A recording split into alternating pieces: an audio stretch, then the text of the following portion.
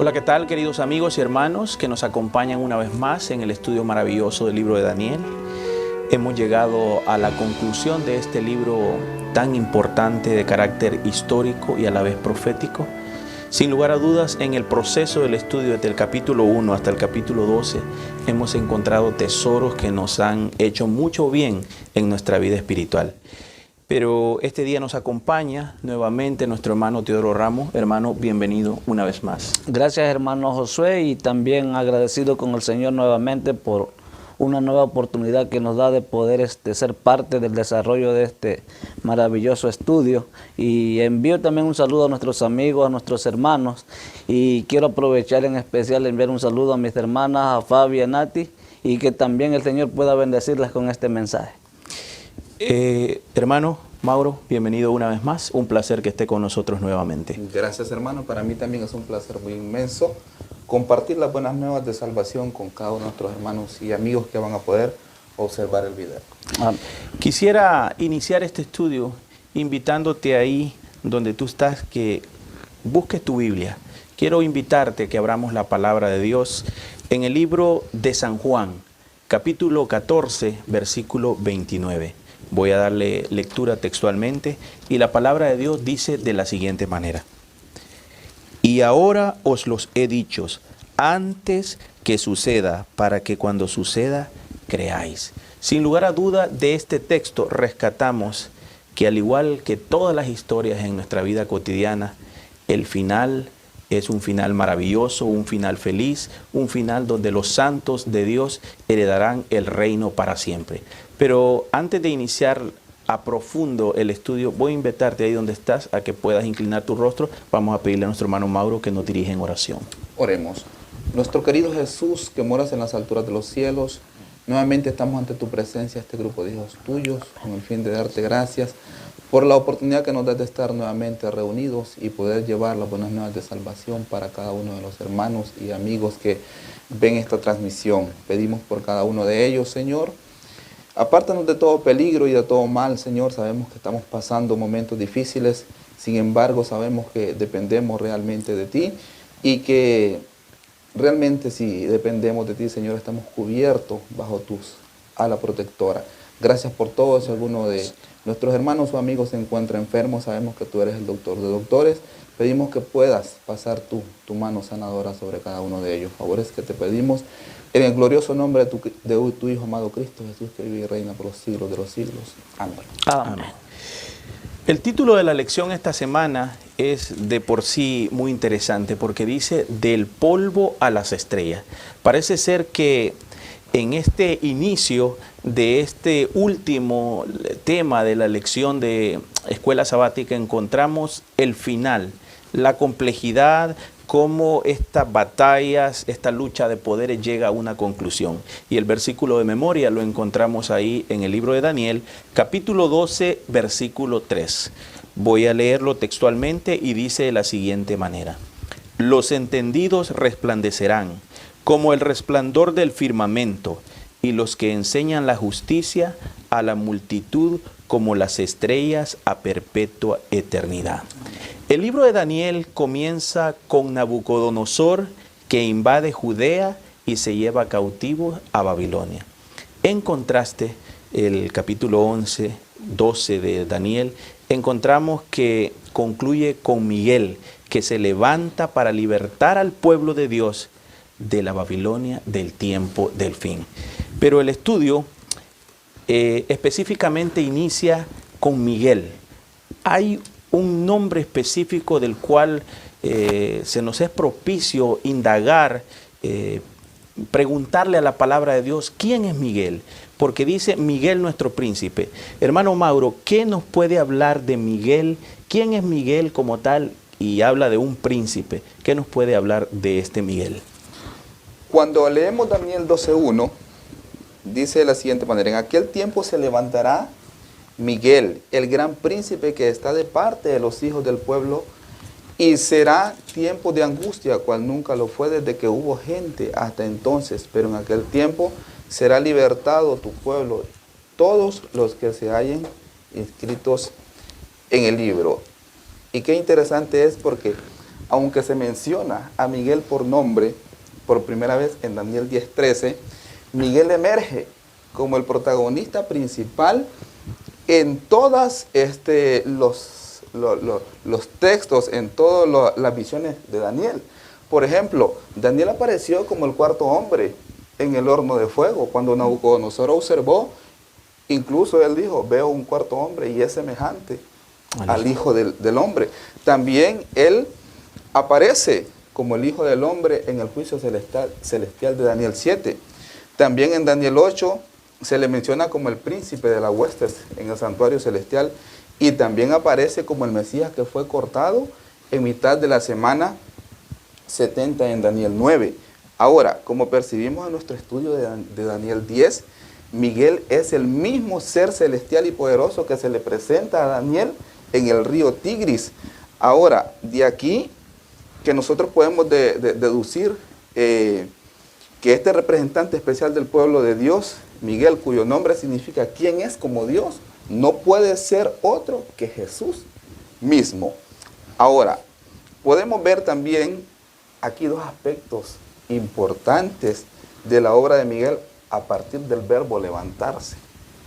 El verbo tiene una connotación militar, entonces básicamente muestra que Miguel actúa como un militar que protege al pueblo y lo conduce de una manera especial durante las últimas etapas del gran conflicto. En segundo lugar, el verbo levantarse también indica un escenario del juicio. Miguel se levanta para actuar como abogado en el tribunal celestial, como el Hijo del Hombre que comparece ante el anciano de días y en representación del pueblo de Dios durante el juicio investigador. Ahora, sabiendo todo esto, que nosotros tenemos a Miguel de nuestra parte, ¿debería darnos esto a nosotros algún tipo de esperanza como pecadores que somos? Pienso que sí, porque recordemos que Jesús caminó una vez como hombre sobre la tierra. Él tomó nuestra condición como pecaminosa, como un hombre sufriente, como un hombre tentado, acosado por los engaños de Satanás. Ahora, teniendo en cuenta esto, que Dios está en el cielo y que intercede por cada uno de nosotros, es maravilloso.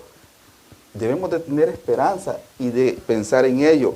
Él está pensando en nosotros, que estamos en esta tierra y que estamos sujetos a las tentaciones de Satanás. Estamos expuestos a las tentaciones de Satanás. Por lo tanto, cuando seamos tentados, lo único que nosotros tenemos que decir, mi querido amigo, mi querido hermano, es: Él cuida de mí, Él intercede por mí, Él me ama, Él murió por mí, me entregaré completamente a Él. Y en momentos de adversidad por los cuales el ser humano transita, específicamente en este tiempo en el cual la humanidad está nerviosa, hasta cierto punto un grado de histeria, ¿qué seguridad y qué palabras de aliento nos da el libro de Daniel al saber de que Miguel, como recién nuestro hermano Mauro nos relataba e indagaba en el texto, es el líder?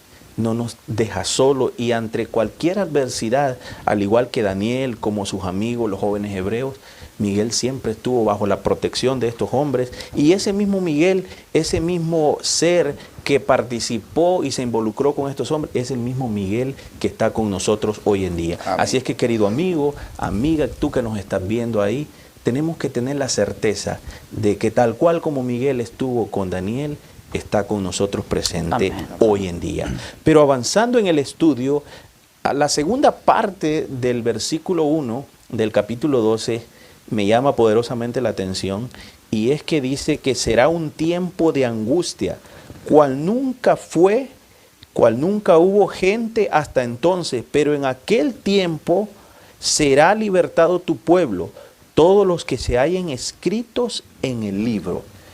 Parece ser de que aquí, para ser salvo, para alcanzar la tranquilidad ante momentos adversos, Daniel nos dice que tenemos que estar escritos en el libro. ¿Qué nos puede decir, hermano Teodoro, a qué se refiere el versículo 1, en la segunda parte del versículo 1, con respecto a estos libros o libros específicamente? Sí, la verdad, hermanos, es que este versículo 1 del capítulo 12 es bien interesante porque nos revela unos puntos muy importantes que deberían estar claros para nosotros los cristianos y para toda persona, hermano. Porque realmente lo primero que me llama la atención es que el versículo nos revela que habrá un tiempo de angustia. Y es un tiempo de angustia grande porque el mismo pasaje nos dice que durante la historia de la humanidad no ha existido un tiempo de angustia tan grande como el que lo describe aquí Daniel. Sin embargo, podemos preguntarnos, ¿cuándo sucede esto? Y tenemos que dar gracias a Dios porque Dios, aunque hay momentos difíciles hoy en la actualidad, precisamente estamos pasando un momento de angustia, la gente atemorizada por lo que estamos viviendo, pero déjame decirte, amigo, hermanos, que todavía no es ese tiempo de angustia del cual Daniel nos está revelando aquí, porque este tiempo de angustia nos lleva a ese evento cuando Jesús deja de interceder por la humanidad. Ahora sí que termina su obra de intercesión. Entonces, automáticamente cuando eso sucede, la gracia de Dios es levantada de la tierra. Y al ser levantada la gracia de Dios, el enemigo aprovecha como que su poder surge más grande en la humanidad. Y es ahí cuando el pueblo de Dios comienza a sufrir esa angustia. Entonces, el libro de Apocalipsis nos da más detalles también acerca de los ángeles que están deteniendo los 4 vientos. Y es interesante porque si la protección del Señor se va de este mundo, ¿qué es de nosotros en la mano del enemigo? ¿Qué es el mundo en la mano del enemigo? Entonces, por lo tanto, ese tiempo de angustia es terrible. Pero lo bueno de esto es que el mismo versículo nos declara que habrá una gran liberación. Y es ahí donde entra Miguel y que el pueblo va a ser librado. El enemigo va a venir y inclusive va a querer reclamar a los cristianos, pero damos gracias al Señor de que cuando nosotros aceptamos a Jesús como nuestro Salvador, ahí entra la función de los libros. Podrías preguntarte tal vez cómo puedo hacer para que mi nombre aparezca en ese libro. Pues sencillamente, solamente aceptando a nuestro Señor Jesús como nuestro Salvador. Entonces, cuando nosotros reconocemos que somos un pecador, que necesitamos un perdón de nuestros pecados, ahí es donde entra el papel de Jesús, de perdonar nuestros pecados. Por eso nosotros como cristianos y por mandato de Jesús, entramos a las aguas del bautismo como un simbolismo de la muerte al pecado. Así como Jesús entró a la tumba, murió pero resucitó, dice Pablo, de la misma manera, usando esa paradoja, él ejemplifica y nos da una gran verdad de acerca del bautismo, cuál es el valor que tiene, y nosotros no necesitamos hacer nada más que entregarnos completamente a Jesús, aceptarlo como nuestro Salvador, y de esa manera aparecemos en el libro de la vida. Pero hay otro libro también, y es que es el de las acciones, donde son registradas nuestras obras. Pero es interesante que notar que no es por obra que nos vamos a salvar. Amén. Sino que regresa un poquito atrás y mediante el bautismo Jesús nos justifica. Su vida es implantada en nuestra vida y comparecemos limpios ante Dios. Pero ahora viene el proceso de la santificación. Y es ahí donde entran nuestras acciones. Pero para darle fundamento a este comentario, me gustaría compartir un pasaje que encontramos en el libro de Romanos, en el capítulo 6, versículo 22. Declara el apóstol Pablo: mas ahora que habéis sido libertados del pecado y hechos siervos de Dios, tenéis por vuestro fruto la santificación y como fin la vida eterna. Esa es nuestra esperanza y ese es nuestro galardón que esperamos, que cuando Jesús aparezca para libertarnos y llevarnos a vivir con Él, tenemos ahora sí en plenitud la vida eterna. Y es muy interesante, amigo querido, tú que nos escuchas, que comprendas el concepto de la salvación, la justificación y la santificación. Y es que de hecho muchas veces, como recién decía nuestro hermano Teodoro, podemos creer o caer en el error de que cuando reconocemos a Jesús como nuestro Salvador personal, entregamos nuestra vida y bajamos a las aguas bautismales, podemos creer y caer en el error de soy salvo y salvo para siempre. Más sin embargo, como recién decía nuestro hermano, hay otro libro, un libro del registro en el cual están siendo anotados todas nuestras acciones, sean buenas, sean malas. Ahora, esto no tiene que alarmarnos. Tenemos que pensar y saber de que no somos salvos por las obras. Ese es un detalle muy interesante que nosotros como cristianos tenemos que comprenderlo. No somos salvos por las obras. La salvación es Cristo Jesús. Amén. Y solo reconociéndolo a Él como nuestro Salvador personal, por amor nuestra conducta, caminando con Jesús cambiará y de hecho entraremos en el terreno de la santificación. Pero vamos a avanzar en el estudio. Quisiera leer el versículo 2 del capítulo 12 y dice: y muchos de los que duermen en el polvo de la tierra serán despertados, unos para vida eterna y otros para vergüenza y confusión perpetua. Aquí entramos en uno de los temas más complejos, en uno de los temas más interesantes en los cuales la humanidad, más de alguna vez nosotros nos hemos preguntado, ¿estaré en ese grupo selecto? ¿Seré resucitado para vida eterna? ¿Seré resucitado para condenación? ¿Qué esperanza y qué nos puede hablar, hermano, con respecto a esta resurrección y algo que nos pueda acotar a una resurrección especial, que más ahí usted nos va a tocar en el estudio profundo? Sí, mire qué importante es, el texto habla aquí la expresión, muchos de los que duermen del polvo de la tierra. Es muy significativa esta expresión porque nos recuerda el momento de la creación. Cuando el hombre fue hecho del polvo de la tierra, no tenía vida. Era, vamos a decirlo en palabras más sencillas, era un muñeco de barro, sin vida. Sin embargo, Jesús le da el soplo de vida. Cuando se combina el polvo con el soplo de vida, el ser humano llega a ser entonces un ser viviente. O sea que los seres humanos somos una unidad indivisible de cuerpo, mente y espíritu. En otras palabras, no hay ningún ser humano que sea inmortal.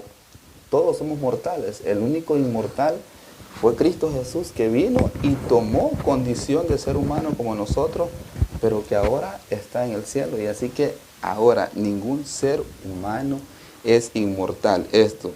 Ahora, lo que significa que el ser humano original no tiene inmortalidad, no tiene espíritu independiente que exista sin el cuerpo. El ser humano solo vivió cuando apareció, cuando Dios sopló ese aliento de vida. Ahora, según Eclesiastés 12:7, cuando el ser humano descansa o duerme, dice que el polvo vuelve al polvo de donde fue tomado y el aliento de vida vuelve a Dios que lo dio. Otra expresión interesante que aparece es que despertaron.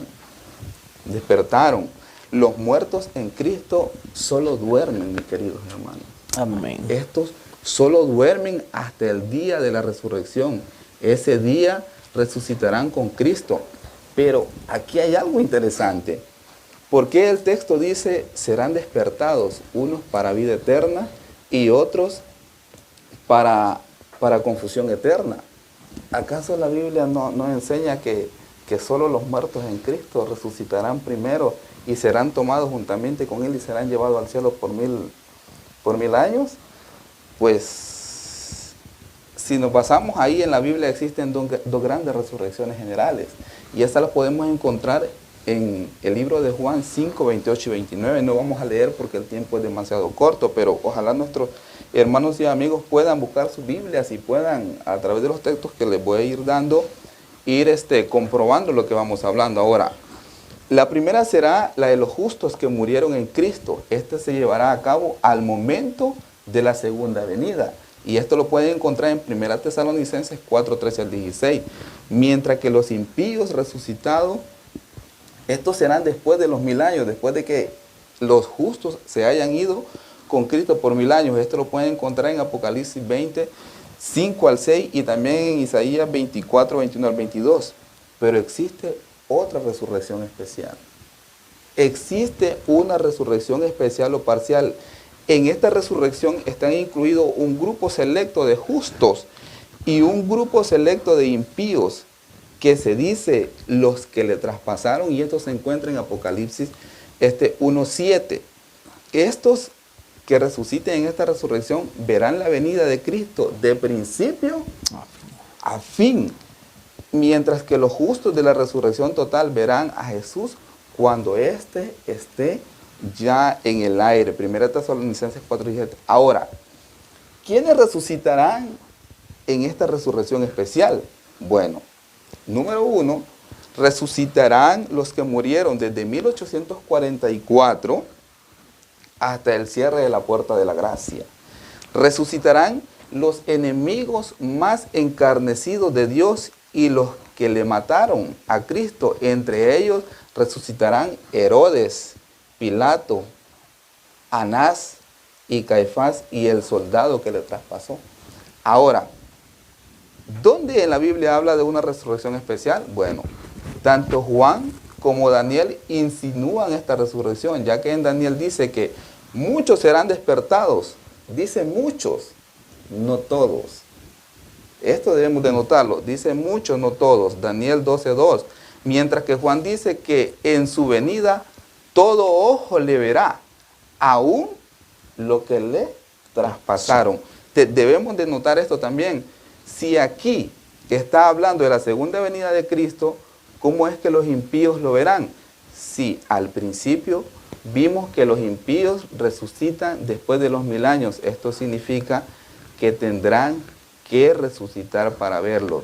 Ahora, los de 1844, resurrección especial, dice Apocalipsis 14:13, oí una voz que desde el cielo me decía, escribe, bienaventurados de aquí en adelante los muertos que mueren en el Señor. Sí, dice el Espíritu, descansarán de sus trabajos porque sus obras con ellos siguen. Apocalipsis 14:13.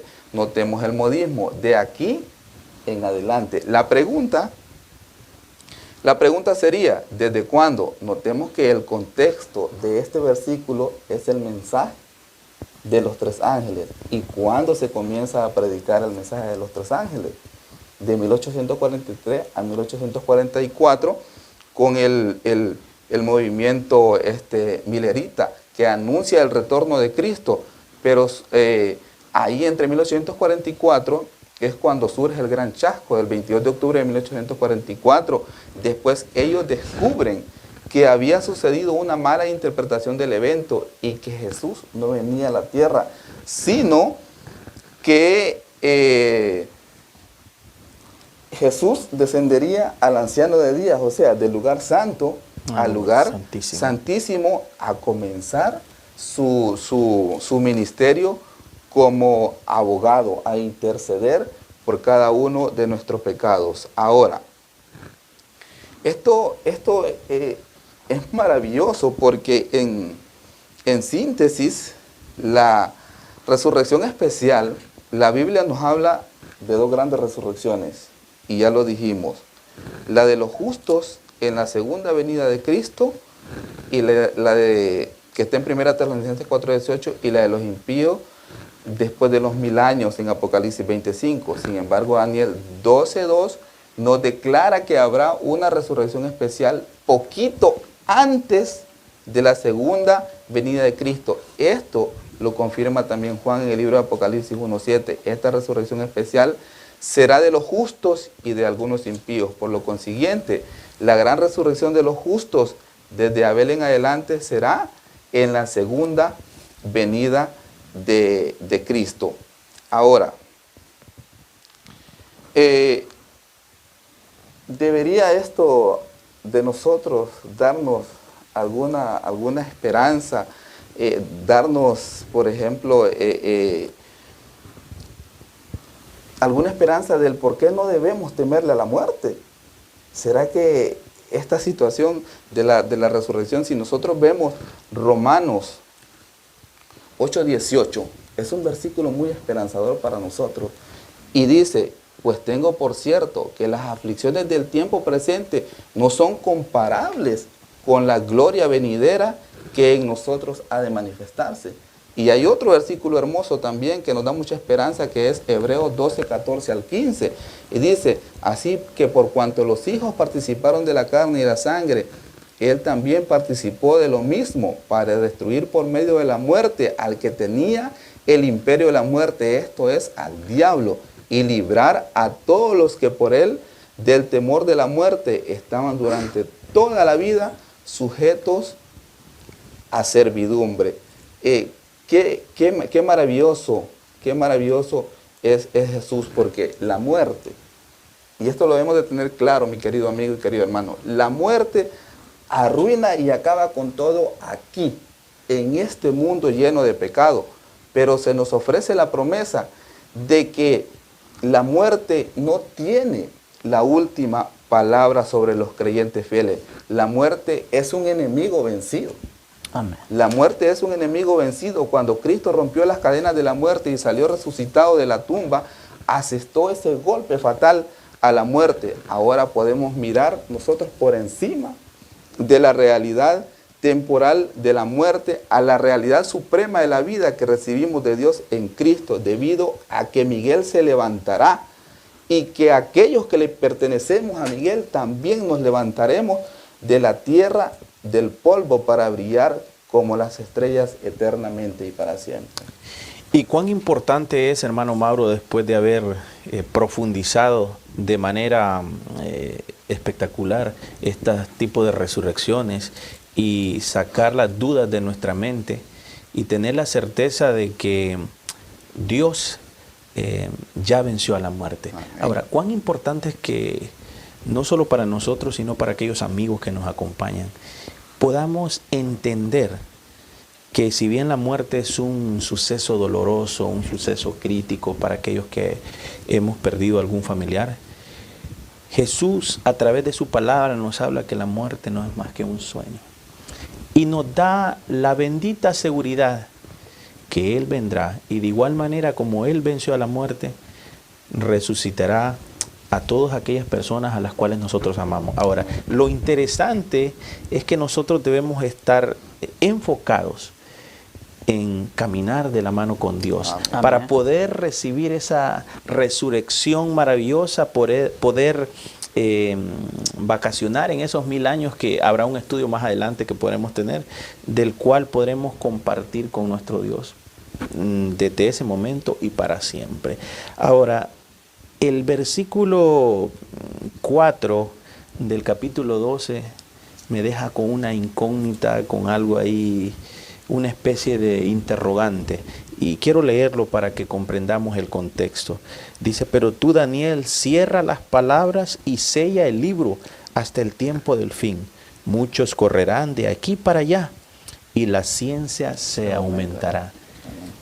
Si bien es cierto, desde los tiempos antiguos hasta el momento, hasta los días en los cuales nosotros estamos viviendo, la ciencia ha ido aumentando de gran manera. Prueba de ello es que ahora podemos conectarnos a través de los medios digitales, y nuestros hermanos en diferentes tipos de países pueden vernos a través de del canal de YouTube, del internet y de todas las redes sociales. ¿A qué se refiere con la ciencia aumentará y muchos correrán de acá para allá? ¿Qué nos tiene que decir este texto, hermano Teodoro, con respecto a lo de la ciencia? Y contéstenos esa interrogante que quizás nosotros en algún momento nos hemos hecho. Claro que sí, hermano, pero antes de ir a la respuesta a esta pregunta, me gustaría hacer un comentario respecto a Daniel, especialmente en el contenido de su libro, antes de llegar al capítulo 12, porque desde el capítulo 1 al versículo 11 vemos a un Dios manifestándose dando los mensajes a través de Daniel, a través de los reyes. Daniel buscando la dirección de Dios en oración. Nosotros vimos que Daniel fue un hombre lleno de oración, pero siempre con el propósito de buscando la esencia de los mensajes. Pero es interesante que llegamos al capítulo 12 y de repente se aparece el ángel, pero como que le dice a Daniel, bueno, ahora no te voy a revelar, pero ahora la orden que te voy a dar es totalmente diferente. Y recibe esa orden, cierra y sella el libro hasta el tiempo del fin. Y yo me imagino a un Daniel que con esa ansiedad de saber cuál era la verdad que estaba encerrando ahí. Y el versículo nos dice que primero muchos correrán de aquí para allá y la ciencia se aumentará. Podemos ver aquí que algunos estudiosos del libro de Daniel, ¿verdad?, han tomado estas palabras como una predicción del progreso científico. Y aunque realmente, humanamente, podemos ver cómo la ciencia ha aumentado. En todos los detalles vemos la medicina, cuántos logros en la medicina. Podemos ver de que tal vez antes una enfermedad que fácilmente mataba a un ser humano, hoy la ciencia de la medicina lo toma livianamente y ha trabajado en la tecnología. Es impresionante. Sin embargo, en el contexto del capítulo, del mensaje, nos vamos a dar cuenta que no es una referencia inmediata a lo que se ha llegado a pensar, porque cuando habla, muchos correrán de aquí para allá, es precisamente en el libro de Daniel. Y esto me hace pensar que cuando los reformadores, ellos investigaron, ellos buscaban aquí, allá, ellos dedicaban tiempo en encontrar el mensaje encerrado en esas profecías.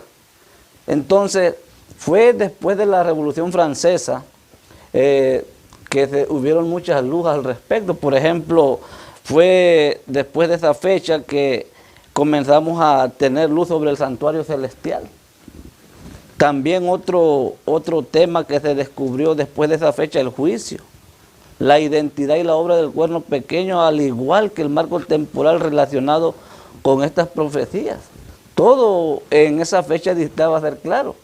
Yo me imagino a Daniel con la intención, con el fervor, la energía de descubrir estas verdades, pero no fue sino hasta esa fecha que se comenzaron a descubrir esas grandes verdades. Pero a partir de la Reforma Protestante, cada vez más gente empezó a estudiar el libro de Daniel. Sin embargo, recién en el tiempo del fin, el libro finalmente se abrió y su contenido se dio a conocer de manera más completa. Es por eso que hoy tenemos nosotros la seguridad y la certeza de que lo que a Daniel no se le reveló en ese entonces, en nuestros días fue revelado.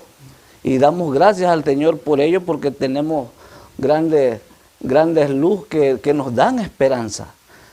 Como recientemente vimos, vienen tiempos angustiosos, pero también sabemos que en un evento de esos aparecerá nuestro Señor Jesús para librarnos totalmente de las consecuencias terribles que el enemigo está haciendo en este mundo. Y hay una frase que yo quisiera traer a colación y recalcar. Nuestro hermano Mauro la suele utilizar mucho, y es que él dice de que es un privilegio vivir de este lado de la cruz. Y agregando a esa frase de nuestro hermano, es interesante que la podemos asociar con los comentarios que recién nuestro hermano Teodoro hablaba. Y es que, si bien es cierto, como él decía, la ciencia, la tecnología ha aumentado, el conocimiento y la luz que es progresiva en el estudio de la palabra de Dios ha sido tan amplia que al tener el privilegio de vivir de este lado de la cruz, nosotros tenemos la grande posibilidad de poder conocer estas verdades. El telón se ha corrido y tenemos, a la luz de la palabra de Dios, la grande posibilidad de saber que desde el principio del libro de Daniel, tal cual como el Señor ha ido trazando un calendario profético, Él ha ido mutando, poniendo nuevos reyes, pero al final de cuentas, en este capítulo 12 encontramos que el príncipe Miguel reinará, vencerá y establecerá un reino eterno y para siempre. Pero hay algo ahí que juega mucho en mi mente, porque me habla después del capítulo 12, versículo 4, me habla de un tiempo de espera. Quiero leer unos versículos específicamente del versículo 5 en delante, y dice: y yo, Daniel, miré, y he aquí otros dos que estaban en pie, el uno a este lado del río y el otro al otro lado del río. Y dijo uno al varón vestido de lino que estaba sobre las aguas del río: ¿cuándo será el fin de estas maravillas? Y oí al varón vestido de lino que estaba sobre las aguas del río, el cual alzó la diestra y su siniestra y miró al cielo, y juró por el que vive por los siglos, que será por tiempo, tiempos y la mitad de un tiempo. Y cuando se acabe la dispersión del poder del pueblo santo, todas estas cosas serán cumplidas. A mí esto me crea una especie de interrogante. ¿A qué se refiere con estos tiempos y la mitad de un tiempo? Eso lo estudiamos en los capítulos anteriores, pero ahora aparece un calendario profético que no hemos escuchado hasta el día de hoy. Y nos quisiera, hermano Mauro, que profundizara con respecto a esas fechas y específicamente al tiempo de espera que había que Daniel profundizaba en estos versículos que recién leí. Sí, se dan 3 calendarios proféticos. El primero está en Daniel 12:6, usted ya lo leyó, y dice: y dijo al varón vestido de lino que estaba sobre las aguas del río: ¿cuándo será el fin de estas maravillas? Y oí al varón vestido de lino que estaba sobre las aguas del río, el cual alzó su diestra y su siniestra al cielo, y juró por el que vive por los siglos, que será por tiempo, tiempos y la mitad de un tiempo. Y cuando se acabe la dispersión del poder del pueblo santo, todas estas cosas serán cumplidas. Tiempo, tiempos y la mitad de un tiempo. También aquí se habla de las maravillas. Y cuando habla de las maravillas se refiere a las cosas descritas en la visión de Daniel 11, que empieza a ser mencionada desde Daniel 7 y 8, que son, diríamos, todas las aberraciones del cuerno pequeño que hace en el intento de usurpar el poder de Dios. Más específicamente, este periodo es definido en Daniel 7:25.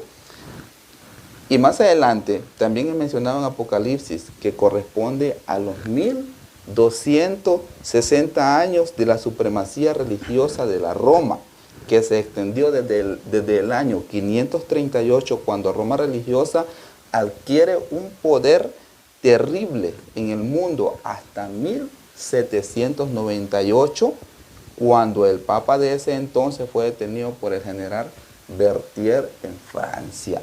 Ahora, los otros 2 periodos que se mencionan en Daniel 12 es 1290 y 1335 días. Responden entonces a la pregunta: ¿cuál será el fin de estas? Que el mismo Daniel le hizo al varón que estaba vestido de lino.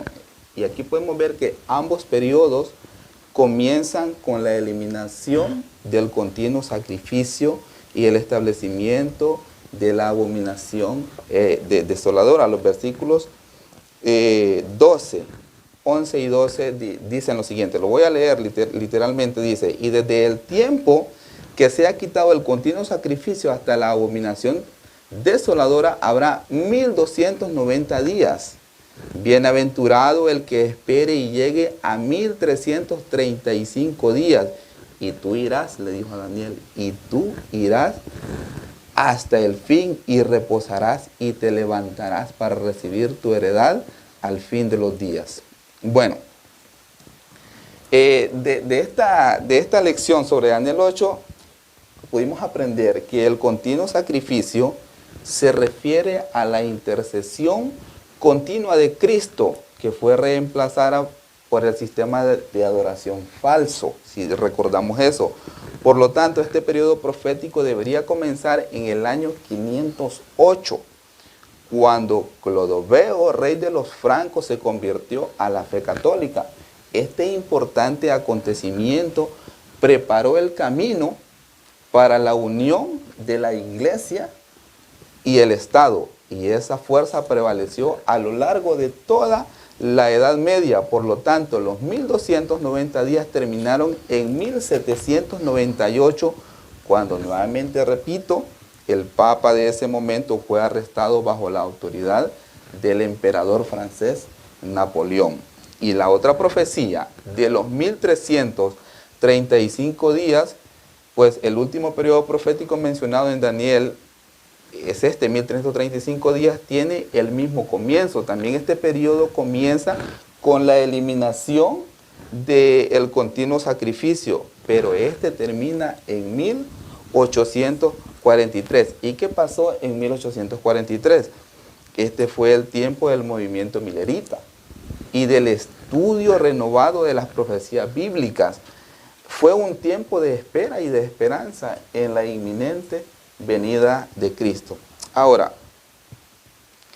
nosotros, mi querido hermano, mi querido amigo, debemos de estar seguros de que estamos en los últimos tiempos. Estamos culminando el estudio del libro de Daniel. Digo culminando, y esto podía ser más que un simple palabras, porque en realidad un libro tan amplio como Daniel no se puede culminar, sabiendo que el centro de este libro es Jesús. ¿Cómo vamos a estudiar nosotros a Jesús? Sin embargo, Jesús a través de este libro nos abre la mente, nos abre el conocimiento y nos muestra que a lo largo de la historia Él siempre tuvo al control. Y si Él estuvo al control de la historia, también puede estar al control de nuestras vidas. Él sabe nuestras necesidades, Él sabe por lo que estamos pasando. Por lo tanto, mi querido amigo, mi querido hermano, no debemos de fallecer. Debemos de estar firmes para esperar a nuestro Salvador y irnos a vivir eternamente con Él. Una de las grandes lecciones que hemos aprendido a través del estudio maravilloso del libro de Daniel y que podemos rescatar en este final de este estudio es que vemos dos características primordiales.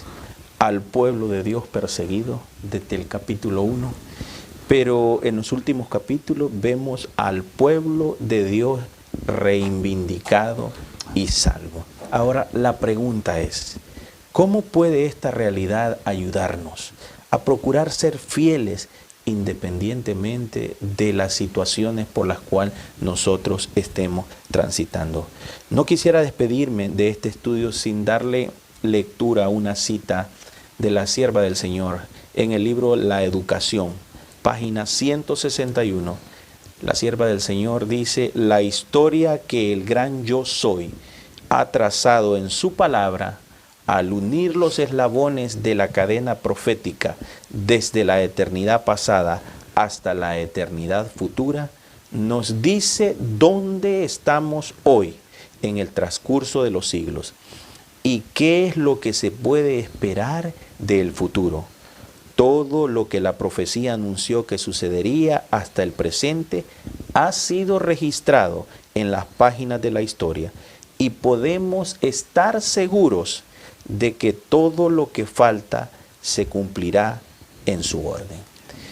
Este estudio, como recién decía nuestro hermano Mauro, es imposible, sabiendo que el centro es nuestro Señor Jesús, es imposible poderlo abarcar en 3 meses.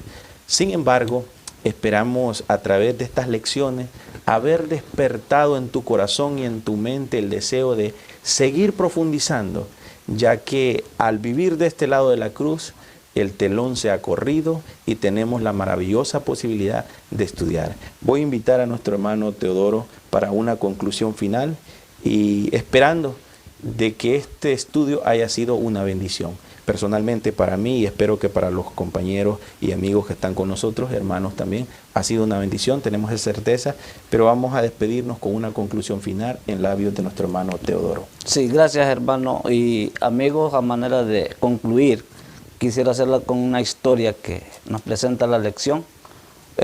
Un grupo de estudiantes universitarios se sentía frustrado en su esfuerzo por entender el libro de Daniel. Así que fueron al gimnasio a jugar al baloncesto.